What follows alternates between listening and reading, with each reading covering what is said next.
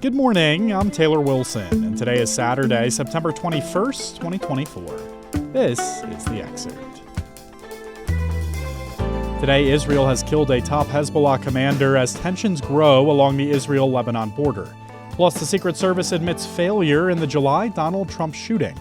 And Republicans and Democrats agree America faces a retirement crisis. Israel killed a top Hezbollah commander and other senior figures in the Lebanese movement in an airstrike yesterday on Beirut. The Israeli military and a security source in Lebanon said Ibrahim Akil had been killed with other senior members of an elite Hezbollah unit in the strike. Akil had a $7 million bounty on his head from the United States over his link to the deadly bombing of Marines in Lebanon in 1983. Lebanon's health ministry said at least 14 people died in the strike, and the toll was expected to climb. Hezbollah called the incident a treacherous Israeli assassination. Israeli Defense Minister Yoav Gallant said this week that Israel is launching a new phase of war on the border with Lebanon. He posted on X that the new phase will continue until their goal is achieved, the safe return of the residents of the north to their homes. Tens of thousands of people have been evacuated from homes on both sides of the Israel-Lebanon border since Hezbollah began rocketing Israel following the Hamas October 7th attacks in Israel and Israel's strikes in Gaza. Israel has said it will use force if necessary to ensure its citizens can return to northern Israel. The latest strike put another blow on Hezbollah after 2 days of attacks that saw pagers and walkie-talkies used by its members explode, killing 37 people and wounding thousands. Those attacks were believed to have been carried out by Israel, which has neither confirmed nor denied its role. The Secret Service yesterday admitted failures surrounding the assassination attempt on former President Donald Trump during a campaign rally in Pennsylvania in July. I spoke with USA Today Justice Department correspondent Bart Jansen to learn more. Bart, thanks for hopping on today. Thanks for having me. So, Bart, what specific failures did the Secret Service acknowledge yesterday related to the assassination attempt on Donald Trump this summer? One of the major flaws was a communications gap because just fundamentally they had different headquarters, different command posts set up for the Secret Service and then for the local law enforcement folks there in Butler County, Pennsylvania.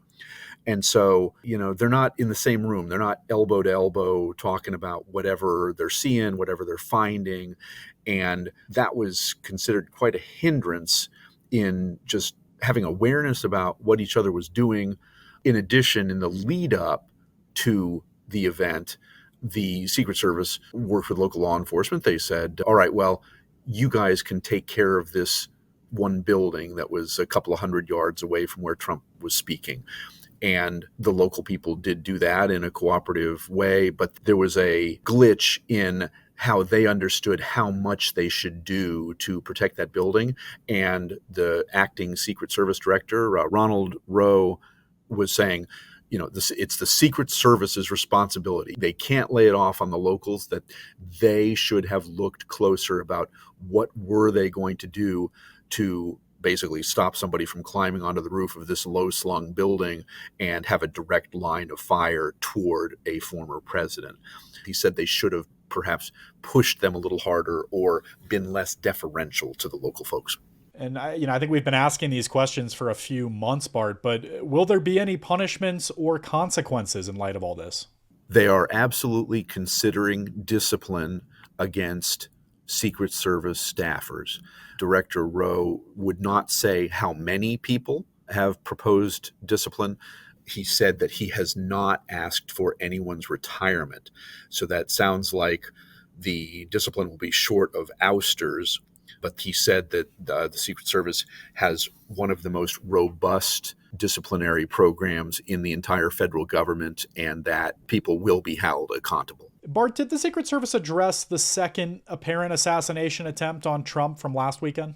They had a couple of dozen reporters in a room at the Secret Service headquarters, and they assured us everyone would get a question. And so many of the questions turned to the apparent assassination attempt on Sunday at the Trump International golf course.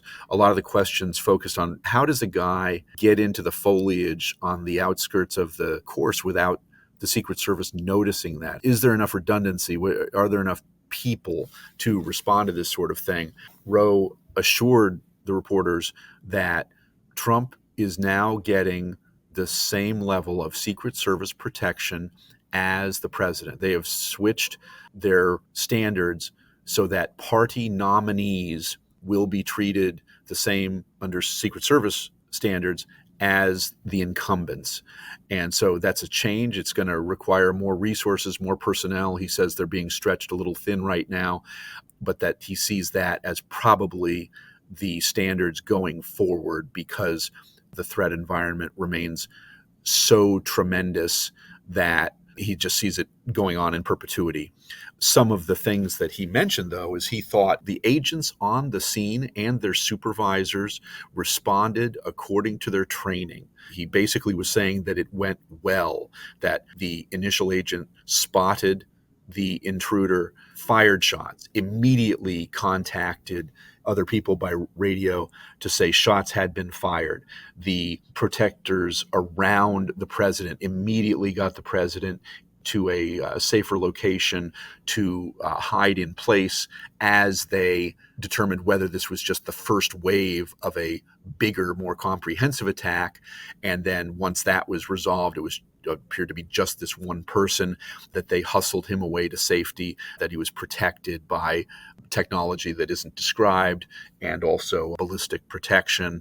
And so he says that the agents and their supervisors responded quickly and that they appeared to respond correctly, although they are going to continue to review that incident as they have the Butler shooting. All right, Bart Jansen covers the Justice Department for USA Today. Thank you, Bart. Thanks for having me. Former President Donald Trump is making a renewed effort to secure one of Nebraska's electoral college votes, which could decide who wins the White House in November. The Republican nominee is speaking to Nebraska state legislators in a second attempt to usher a bill through the legislature that would change the state's electoral vote allocation system and take away Vice President Kamala Harris's chance to win one of the state's 5 votes, according to the Nebraska Examiner and other outlets. If successful, that move could alter the electoral map, forcing Harris to carry another state in order to win the presidency. Nebraska and Maine are the only states that do not follow the winner-take-all system for electoral votes. In Nebraska, 2 of the 5 electoral votes are awarded to the candidate who wins the most votes statewide. The other 3 go to the winners of each of the state's 3 congressional districts. Though Nebraska is a Republican-leaning state, its 2nd congressional district, which surrounds Omaha, has sometimes gone for Democrats in recent presidential elections, including to former President Barack Obama in 2008 and President Joe Biden in 2020. That one electoral vote could be Harris's key to getting the 270 she needs to win. If she carries the blue wall battleground states of Michigan, Pennsylvania, and Wisconsin, she could win an electoral college majority with the 1 vote from Nebraska. You can read more about Trump's efforts and the election math with a link in today's show notes. The Federal Trade Commission sued the country's 3 largest pharmacy benefit managers yesterday, accusing them of steering diabetes patients toward higher-priced insulin to reap millions of dollars in rebates from pharmaceutical companies. The case accuses United Health Group's Optum unit, CVS's Caremark, and Cigna's Express Scripts of unfairly excluding lower-cost insulin products from lists of drugs covered by insurers.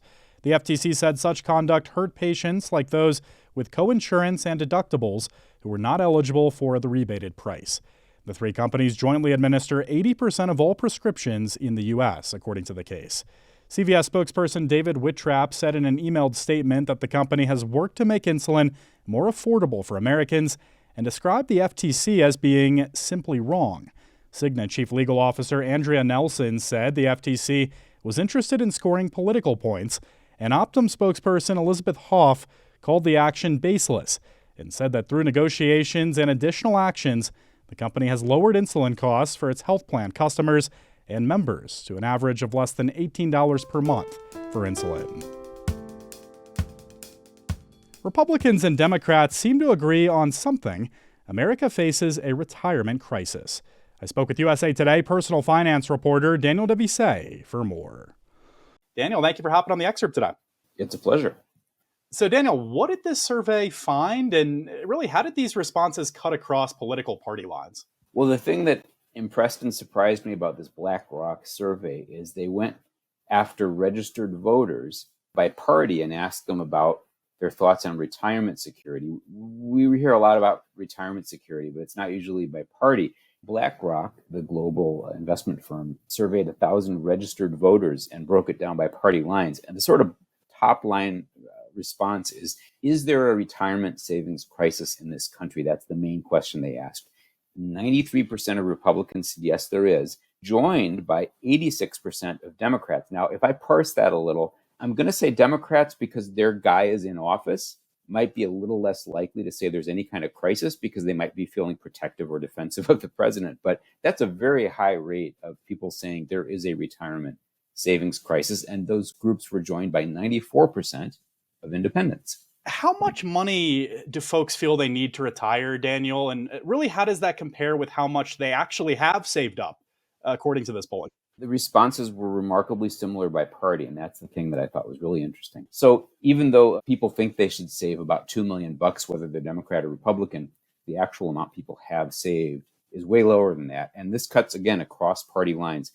About half of Democrats and about half of Republicans and half of independents all say they have less than $150,000 saved now toward retirement, which of course is way short of $2 million.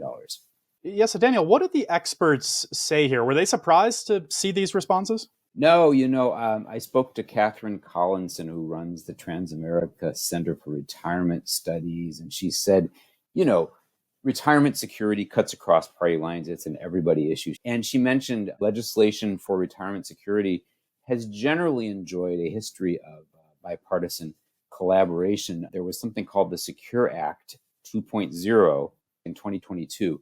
And that rewrote a lot of the rules of retirement savings. It's a lot of little stuff that adds up to some pretty big changes.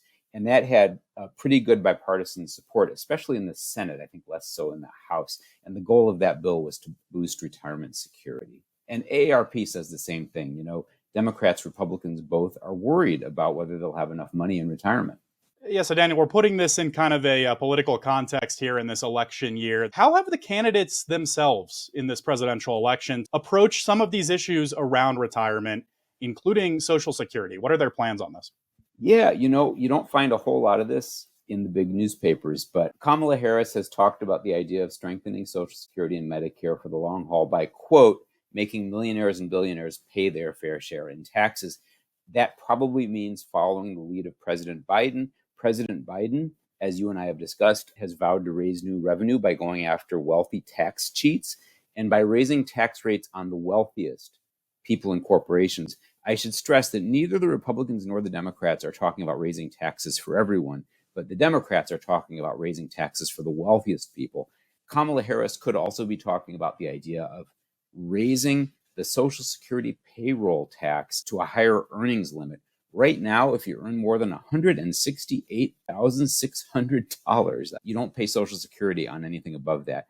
They could raise that limit, and that could raise money. Now, Donald Trump, according to an analysis I read from Bankrate, has taken a more ambiguous stance on Social Security. So the official platform for the Republican Party is a pledge to, quote, fight for and protect Social Security and Medicare with no cuts, so that's important, including no changes to the retirement age.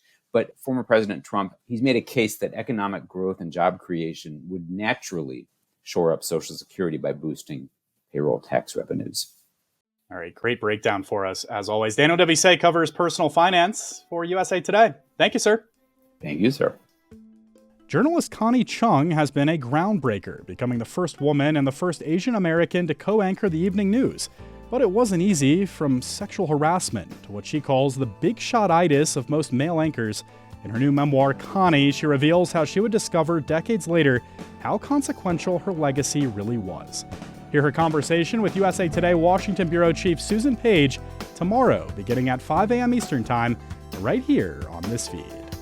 And thanks for listening to The Excerpt. You can get the podcast wherever you get your pods, and if you're on a smart speaker, just ask for The Excerpt. I'm Taylor Wilson, and I'll be back Monday with more of The Excerpt from USA Today.